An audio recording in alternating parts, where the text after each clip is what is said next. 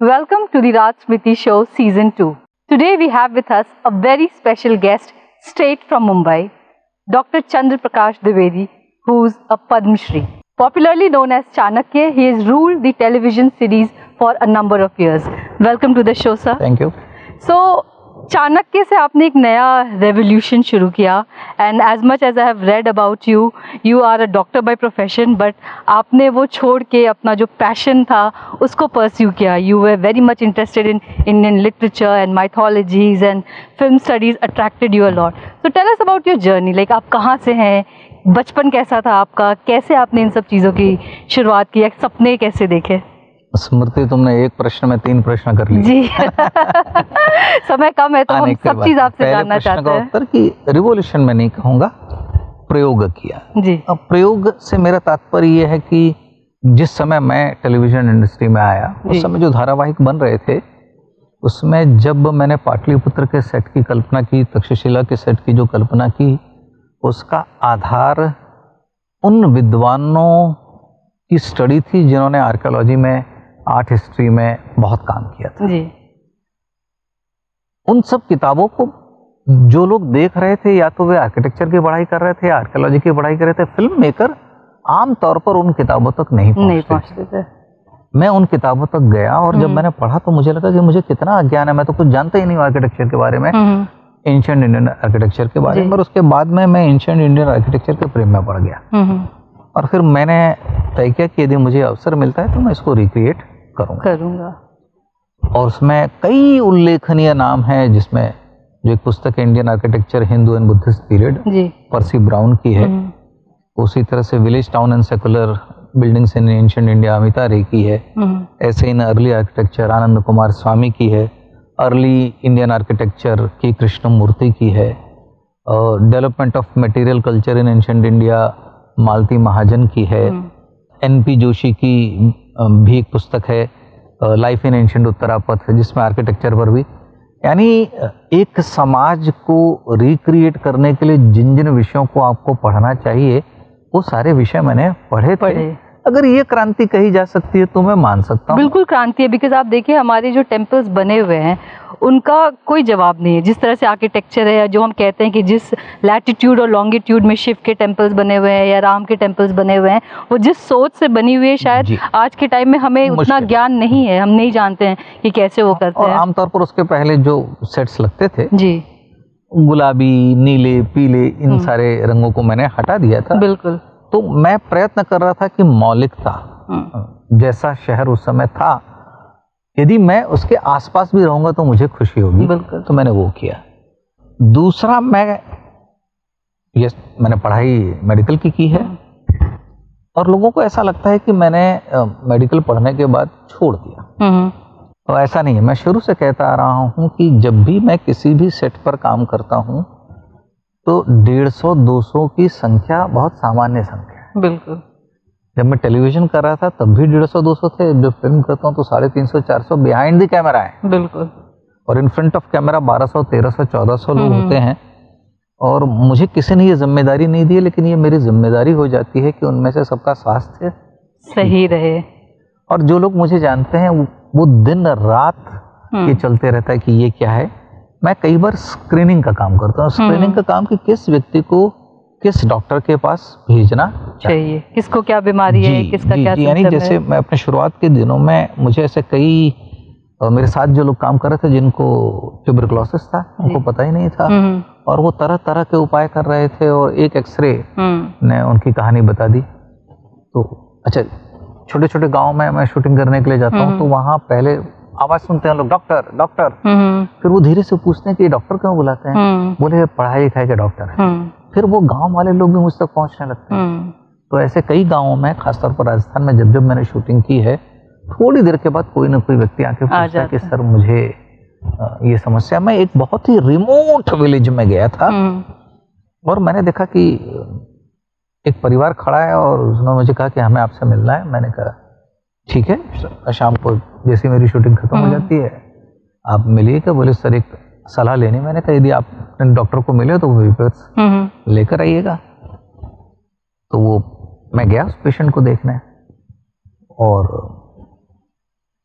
उस परिवार में और लोग अंग्रेजी नहीं समझते थे। जैसे ही मैं अंदर गया, मैंने पेपर्स लिए, उस पेशेंट ने मुझे कहा कि doctor I am HIV positive.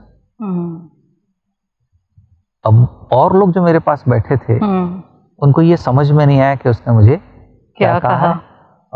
तो मैंने उससे थोड़ी देर बात की, बाहर आया, और सबके मन में एक ही प्रश्न था कि क्या ये ठीक हो जाएगा। और अब मैं उनको वो वास्तव में नहीं बता पा रहा था। उस समय बहुत मिथ भी था, हाँ, लोग और ये मैं बात कर रहा हूं आपको, खड़े भी नहीं होते थे 1997 की। हाँ, तो HIV को लेके काफी मिथ थी। तो कई बार ऐसी भी स्थिति आई है कि एक गांव में उन्होंने सुना कि मुंबई का, और ये मैं राजस्थान के बहुत ही रिमोट विलेज जो भारत और पाकिस्तान की, मैं गांव का नाम मुझे अभी भी याद है पर मैं जानबूझ के नहीं बता रहा हूँ कि बॉर्डर पर जो गांव था वहां मैं गया हुआ था। तो ऐसी भी स्थितियाँ, once a doctor always a doctor I would say। So जो ये आपने आर्किटेक्चर की किताबें पढ़ी, ये डॉक्टरी लाइन से थोड़ा सा हटके ये मैं गया ही इसलिए था कि आम तौर पर जितने भी डॉक्टर कम्युनिटी है उनको एक स्थान पर लंबे समय तक बैठकर पढ़ने की आदत होती है जी। यानी हम लोगों के लिए, जब मैं कहता हूँ तो पूरी डॉक्टर कम्युनिटी की बात करता हूँ कि उनके लिए 6 घंटा एक कुर्सी पर बैठकर पढ़ना कोई बड़ी बात नहीं, बहुत बड़ी बात नहीं है। वो उनकी आदत का हिस्सा है। लाइब्रेरी में खोजबीन करना ये हम लोग का हिस्सा। एंड आई थिंक ये सब आपके फिल्म मेकिंग में आपको बहुत हेल्प किया, रिसर्च करना, लिखना, बिल्कुल पढ़ना, जिसको कहते हैं कि बेईमानी नहीं करते। हम लोग को सिखाई गया कि तुम्हें जो पढ़ा दिया गया है इसलिए मत मान लेना, अपने अनुभव के आधार पर, और जो भी माइक्रोस्कोप कहता है वही तुम्हारे लिए सच है। बिल्कुल। सो कोई भी मुझे ऐसा कहता है तो मैं नहीं मान लेता हूँ। जैसे आज आप देखिए भारत के इतिहास को लेके, भारत के महाकाव्यों को लेकर, जिनको हम धार्मिक विषय भी कहते हैं, उनको लेकर लोगों में कई प्रकार के विभिन्न मतभेद हैं जी, और काफी कंट्रोवर्सी शुरू हो जाती है कि वो नो बॉयकॉट का कल्चर शुरू हो गया। कारण ये है कि मूल स्रोत तक लोग बहुत कम जाते हैं, और जब तक मूल स्रोत तक आप नहीं जाएंगे आपको ध्यान में नहीं आएगा कि आप जो कह रहे हैं वो उन शास्त्रों में नहीं लिखा हुआ है। और अक्सर जो हम बात करते हैं वो सुनी सुनाई बातों पे बात करते हैं। जैसे अभी थोड़ी देर पहले मैं लोगों से बात कर रहा था कि इन दिनों रामायण को लेकर बहुत सारी चर्चाएं होती है, लेकिन कभी कभी मुझे आश्चर्य होता है कि कितने लोगों ने मूल वाल्मीकि रामायण पढ़ी है। बिल्कुल। उसके बाद रामचरितमानस आती है। रामचरितमानस तो उत्तर भारत में हम सब जानते हैं जी, पर रामायण पर राम कथा को लेकर इस देश की लगभग हर भाषा में वहाँ के कवियों ने अपने अपने समय में राम कथा लिखी है। मेरे ख्याल से 300 या 400 तरह की 300 रामायण है, और वे कई बातों में एक दूसरे से मतभेद भी रखते हैं जी, और कई स्थानों पर हर कवि ने कुछ न कुछ राम कथा में जोड़ा है। बिल्कुल बिल्कुल। इस पर एक बहुत सुंदर पुस्तक डॉक्टर फादर कामिल बुल्की की भी, जिन्होंने राम के चरित्र, राम कथा पर बहुत बड़ा अध्ययन किया। और जैसे हम सुनते हैं फादर कामिल बुल्के, तो हमारे मन में एक संदेह उत्पन्न होता है कि फादर कामिल बुल्के की राम कथा मैं क्यों पढ़ूंगा। जब मैंने बचपन में सुना था, जब मैं कॉलेज में पढ़ रहा था, तो मेरे मन में भी यही था कि कौन फादर कामिल बुल्के।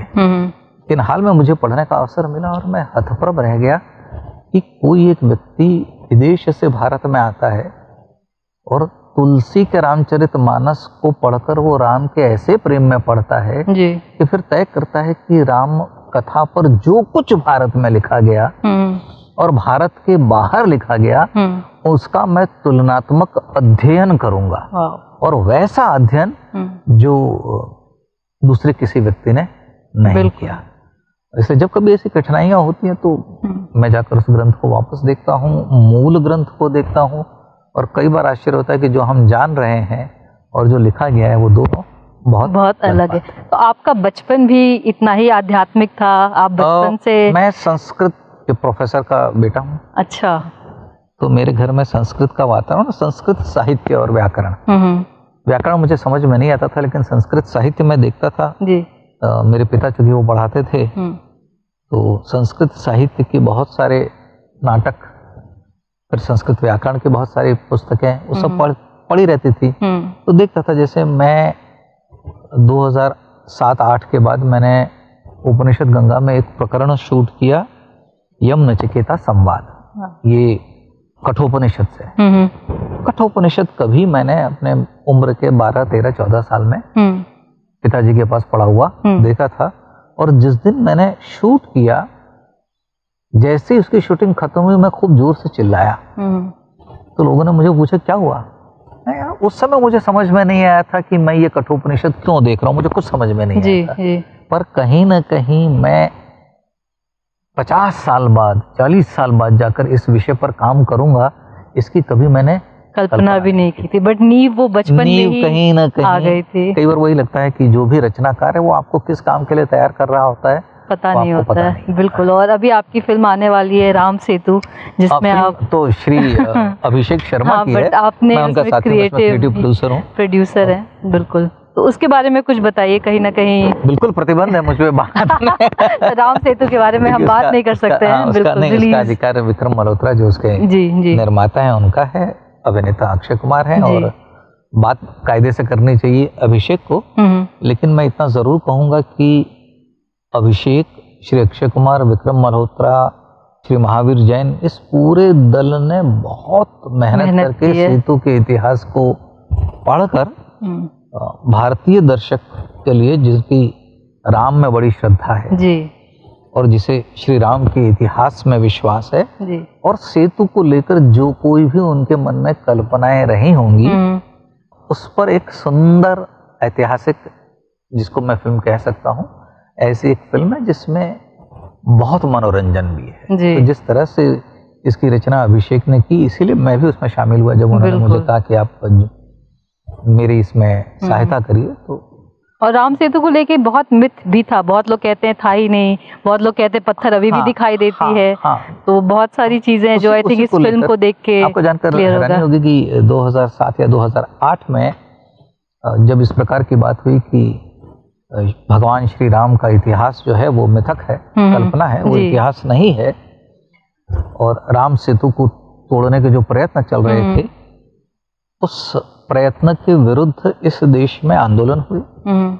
देश के बुद्धिजीवी वर्ग ने, साधु संतों ने, सामाजिक कार्यकर्ताओं ने एक आंदोलन किया कि ये नहीं होना चाहिए, क्योंकि राम सेतु भारत की धरोहर है जी। और एक बार हम लोग योगी जी से मिले थे तो पता चला कि योगी जी भी उस आंदोलन में शामिल थे उसके विरोध में।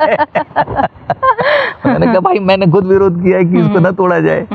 तो हम लोगों ने कभी कल्पना नहीं की थी कि हम माननीय मुख्यमंत्री को जब मिलेंगे तो इस प्रकार की चर्चा होगी, आएगी। तो अक्षय ने एक बहुत अच्छा प्रयास किया है, वो कोशिश कर रहा है कि इतिहास, पुरातत्व, उसको मनोरंजक तरीके से कैसे प्रस्तुत। उनकी पॉपुलैरिटी बहुत ज्यादा है, तो लोग पसंद करते हैं। पृथ्वीराज चौहान भी आपने कुछ दिनों पहले रिलीज हुई थी, वो भी जिसमें हमारी खूब पिटाई हुई है, पर खैर हम लोग उसको स्वीकार करते हैं। बट वो सब्जेक्ट इतना बड़ा था कि बहुत लोग नहीं समझ पाते हैं, बहुत लोग रिलेट नहीं कर पाते हैं। कई जैसे हम जहाँ से हम लोगों ने प्रारंभ किया कि पृथ्वीराज को लेकर बहुत सारी लोगों के मन में धारणाएं, कल्पना नहीं कहता, बहुत सारी धारणाएं हैं, और पृथ्वीराज का जो इतिहास है वो भी बहुत अलग अलग है। आपको जानकर हैरानी होगी कि रासो, पृथ्वीराज रासो, जिस काव्य से प्रेरित होकर मैंने कहानी लिखी, उसकी कई पांडुलिपियां हैं जी, और उसके कई संस्करण यानी लघु, दीर्घ,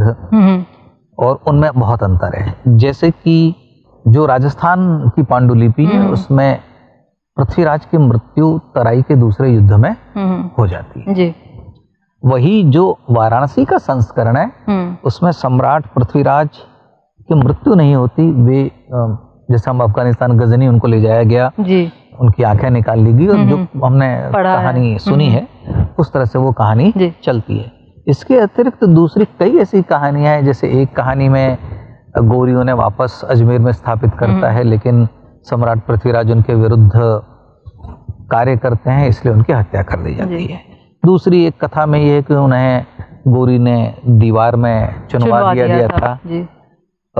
जो नाटक लिखे गए उसमें जयचंद्र और उनका समझौता हो गया था जी। तो मेरे कहने का तात्पर्य है कि सम्राट पृथ्वीराज को लेकर भारतीय मन में एक कहानी है, लेकिन बहुत सारी कहानी है। क्या मैं बहुत सारी उनकी कहानियां, पर सारी कहानियों को एक जगह नहीं प्रस्तुत किया जा सकता। आई थिंक जो इतिहासकार लिख जाते हैं वो इतिहास बन जाता है, जिसने जिसको जो पढ़ लिया जैसे वो समझ लेते हैं। लोगों ने बहुत सुनाया, बड़ी मेरी निंदा की।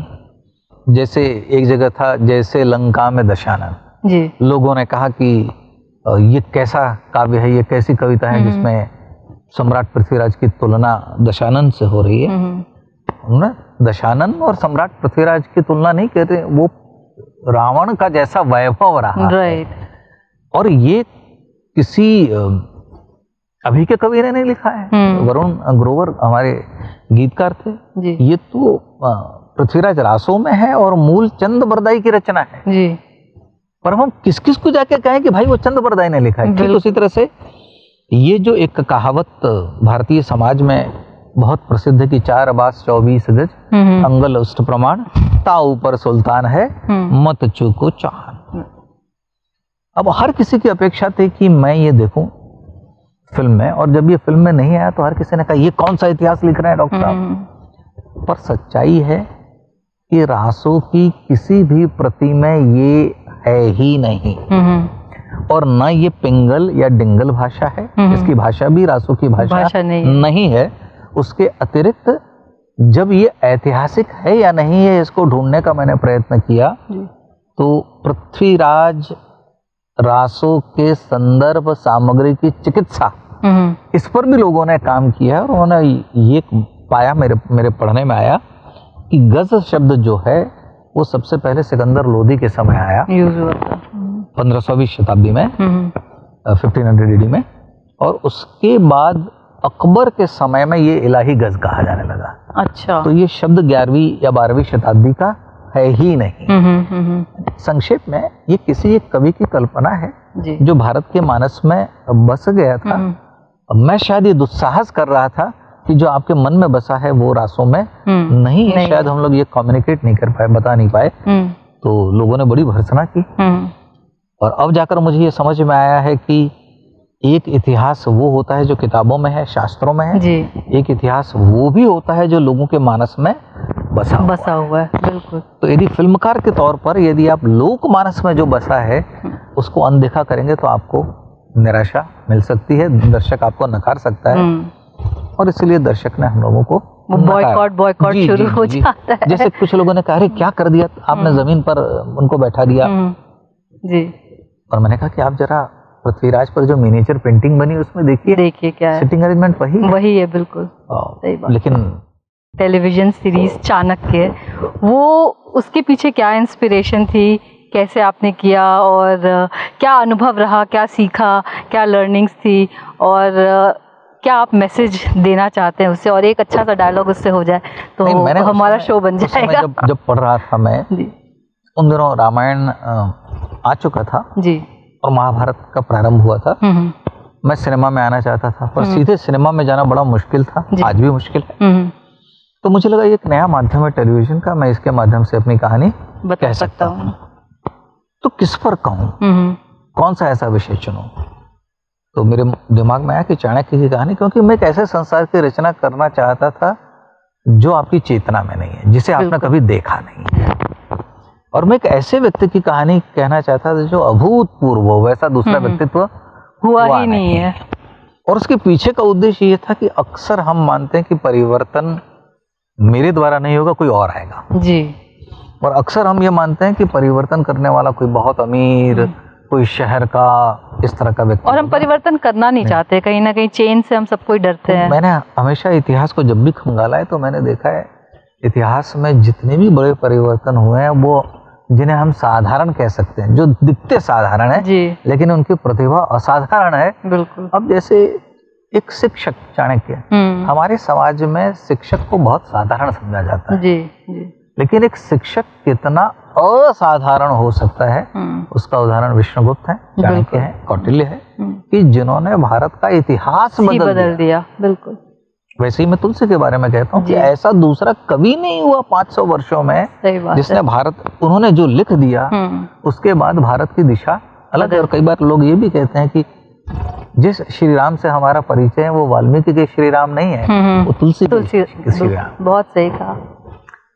एक डायलॉग हो जाए चाणक्य का। भाई मैं डायलॉग नहीं करता हूँ लेकिन कुछ भी जो आप उससे सुनाना चाहेंगे। उसमें बड़ा प्रसिद्ध संवाद था कि इस राष्ट्र को जितनी हानि दुर्जनों की दुर्जनता से नहीं हुई है, उतनी हानि इस राष्ट्र को सज्जनों की निष्क्रियता से हुई है। बिल्कुल, बहुत सही कहा। सज्जन लोग इतने निष्क्रिय होते हैं, इसलिए अभी ये समय इस प्रकार का आ गया है कि सज्जनों को अपनी बात रखनी होगी, क्योंकि अज्ञान का साम्राज्य और बड़ा हो गया है जी। और इस अज्ञान के साम्राज्य में यदि आपने सत्य के लिए मशाल नहीं जलाई तो जो कुछ झूठा प्रचार हो रहा है लोगों को वही सच लगेगा। सही बात है, बिल्कुल। इसलिए कई बार मैं कहता हूँ कि जब भी विवाद होता है, हम ट्विटर पर फैसला कर रहे होते हैं, हम फेसबुक पर फैसला कर रहे होते हैं, हम टेलीविजन डिबेट्स के माध्यम से फैसला कर रहे होते हैं, लेकिन सच्चाई ये है कि उस विषय के विद्वानों तक तो हम पहुंच ही नहीं रहे हैं। उस विषय के विद्वान तो उस पर बोल ही नहीं रहे हैं और जिन मसलों पर निर्णय अदालत को देना चाहिए वो गलियों में उस पर चर्चा हो रही। चर्चा करना आपका अधिकार है जी, अभिप्राय देना आपका अधिकार है, लेकिन आपका अभिप्राय एक अभिप्राय है, वो अंतिम मत नहीं है। कई बार मैं लोगों से कहता हूँ कि भाई हमारे शास्त्र भी कहते हैं कि श्रुतियां भिन्न भिन्न कहती हैं, यानी वेद भी भिन्न भिन्न बात कहते हैं, स्मृतियां भिन्न भिन्न बात करती हैं, तर्क का अंत नहीं जी, किसी ऋषि का मत अंतिम मत नहीं। तो जब हमारे शास्त्र, वन पर्व में, ये महाभारत में, जब हमारे शास्त्रों ने ही कह दिया है कि भाई तर्क का अंत नहीं है, किसी ऋषि का मत अंतिम नहीं है, श्रुतियां भिन्न बात करती हैं, स्मृतियां भिन्न बात करती हैं, तो फिर कैसे तय करूं?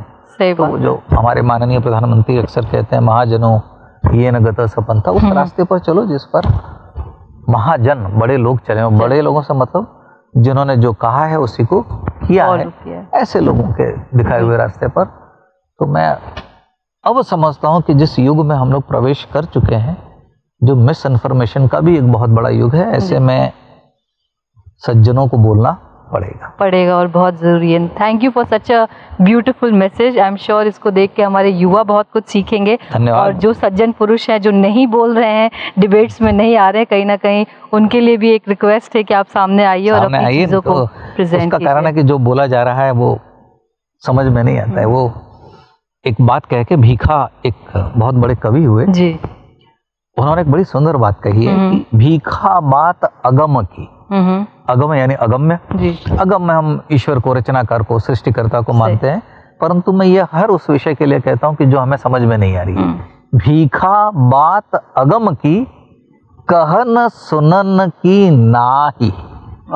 अब दूसरी लाइन बड़ी इंपॉर्टेंट है, भीखा बात अगम की, कहन सुनन की नाही, जो जानत है सो कहत नहीं। जो जानता है वो कहता नहीं है, जो कहत सो जानत नहीं। जो लोग कह रहे हैं वो कुछ जानते सच मालूम है ही नहीं, बिल्कुल। और जिसको सच मालूम है वो कुछ कह नहीं रहा, वो खामोश बैठा है। ये भीखा साहब ने बहुत पहले कहा है, बहुत पहले कहा था, और आज हम एक्सपीरियंस कर रहे हैं, बिल्कुल। और कितनी सादगी से उन्होंने अपनी बात कह दी। सही बात। Thank you so much for coming on our show. It was lovely talking to you. My pleasure. Thank you.